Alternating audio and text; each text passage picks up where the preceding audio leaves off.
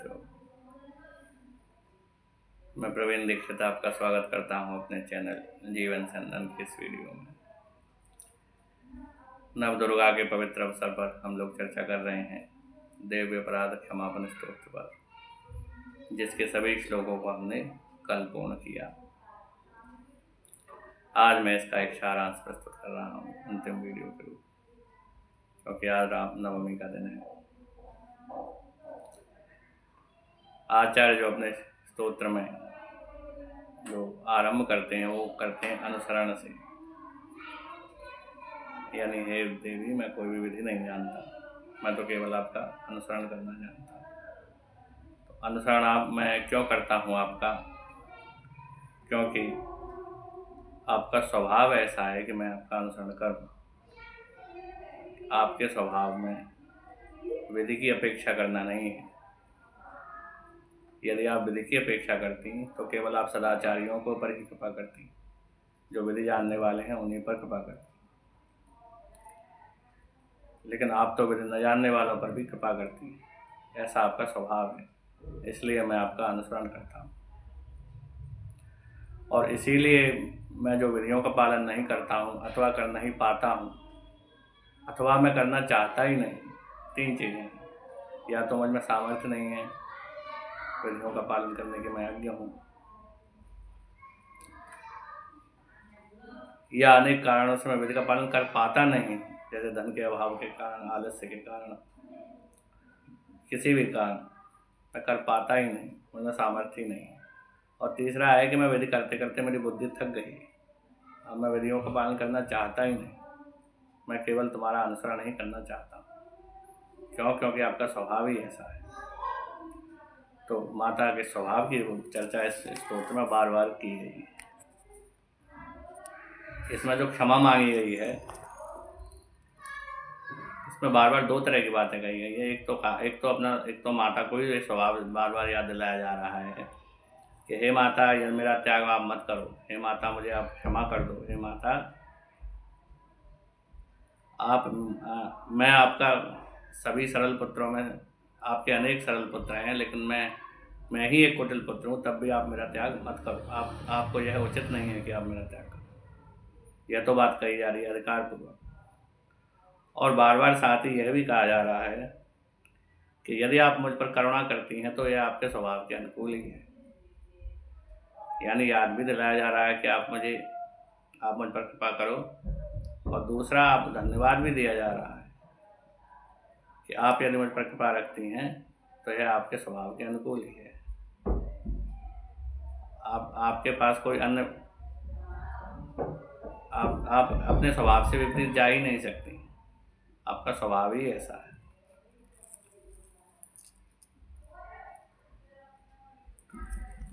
इसमें जो कुछ इस स्तोत्र में जो कुछ बातें जो निकल कर आती हैं आचार्य के द्वारा कही गई हैं, उसमें सबसे पहली बात तो है अनुसरण।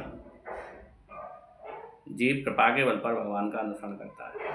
इसमें दो मार्ग हैं, एक तो ज्ञान मार्ग, एक भक्ति मार्ग। ज्ञान मार्ग में वो स्वयं आगे बढ़ने का प्रयास करता है, अनुसरण किसी का नहीं करता, वो स्वयं अपने आत्मा का ही अनुसरण करता है, आत्मानुसंधान ही करता है। और अहम ब्रह्मास्मि इस स्थिति को, इस वृत्ति को प्राप्त होता है। सोहमस्मेति वृत्ति अखंडा,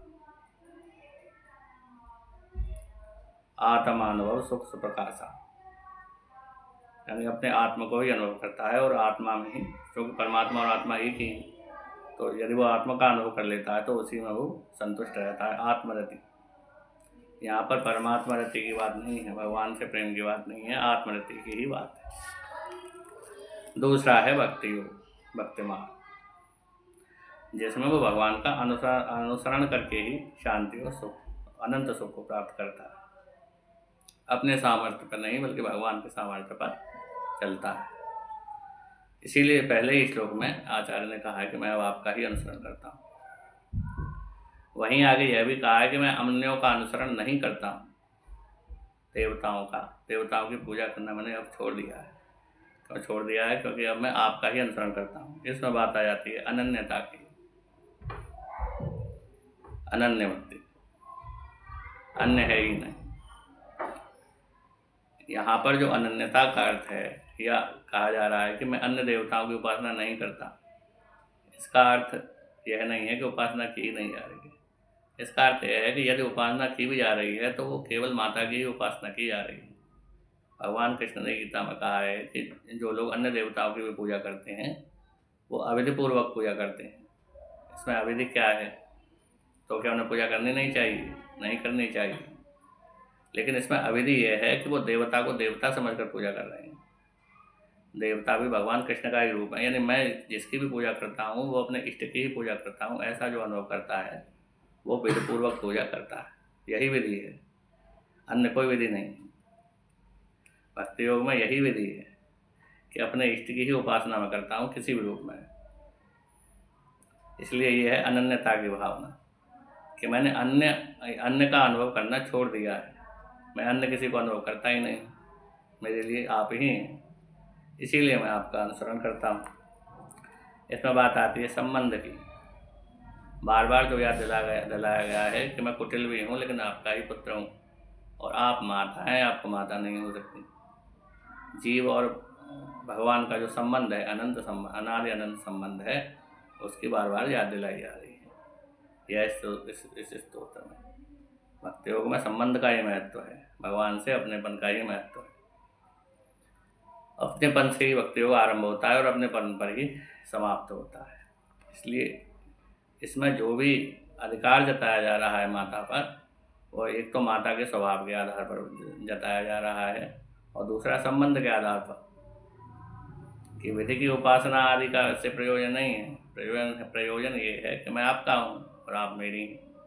अब अन्य किसी विधि के का क्या प्रयोजन रहा, जब आप मेरी हैं और मैं आपका हूँ, मैं आपका पुत्र हूँ और आप मेरी माता हैं, इस पर ही बात समाप्त हो जाती है। इसमें एक और बात आती है निष्काम भाव की, जिसमें एक श्लोक में आचार्य ने यह कहा है कि मैं अब कुछ नहीं चाहता, मैं मोक्ष भी नहीं चाहता, मैं सुख भी नहीं चाहता, मैं धन भी नहीं चाहता, मैं केवल आपका नाम लेते हुए अपना समय यापन करना चाहता हूँ। यह बात आती है निष्काम भाव की। संबंध की याद आ जाना कि मैं भगवान का ही हूँ, इसके बाद तुरंत निष्काम भाव आना चाहिए।